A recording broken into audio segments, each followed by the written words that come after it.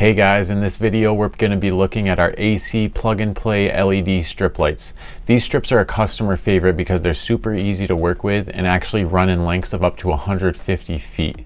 The strips can be cut and reconnected to power cables, jumper cables, or 90-degree T or corner connectors.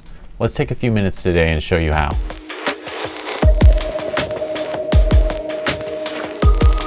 Hey guys, it's Taylor, author of the LEDSupply blog. If you're new here, be sure to check out LEDSupply.com and our blog up in the top right-hand corner of the page. It's packed full of LED lighting content that'll be sure to help you out. All right, let's get on to today's topic. First things first, what are you going to need for this job? First, you'll need to purchase a power cord, jumper cable, or 90-degree connector from LEDSupply.com.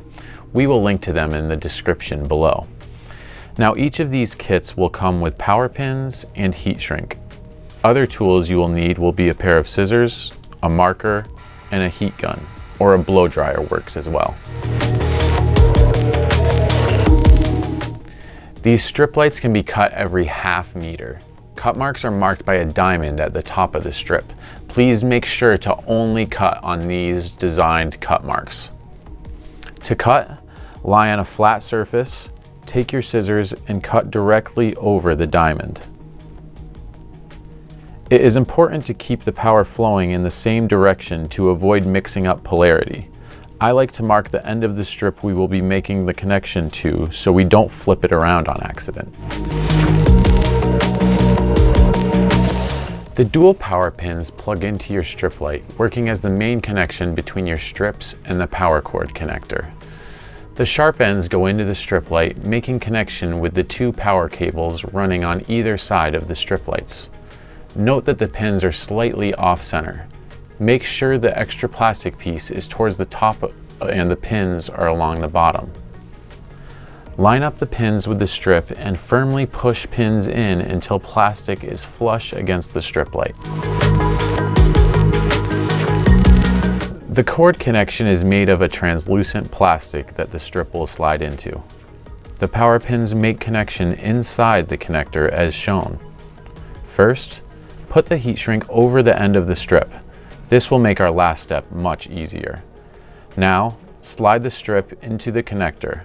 Look through the connector piece to make sure the pins are lining up, and you will see when it slides in all the way. All right guys, awesome. We got it all put together. Now it's time to test our work. Find an AC wall outlet in your home or workspace, plug it in, and hopefully you're gonna be seeing light like you do in this video. If you do happen to have any issues, a good place to start troubleshooting would be at the connection areas to make sure there's no loose connection there, and then secondly, to make sure that we didn't mix up our polarity. So for the final step, we just want to secure and protect that connection a little bit, which we will do with the heat shrink. Slide the heat shrink up over the strip and the cord connection. Now use a heat gun or blow dryer to shrink the tubing until it is form-fitting around the connection. This protects against dust and moisture, keeping your connection safe for the future. Okay guys, there you have it. We've made a connection to our AC plug-and-play LED strip lights. Congratulations. Just to note, in this video we did use our power cord connections, but the same method can be used when using jumper cables or our 90-degree connectors that we talked about. The only real difference there being that you'll have to make 2 of these connections opposed to the 1 that we only had to do in this video. All right, thanks for joining us today and good luck on your next strip project.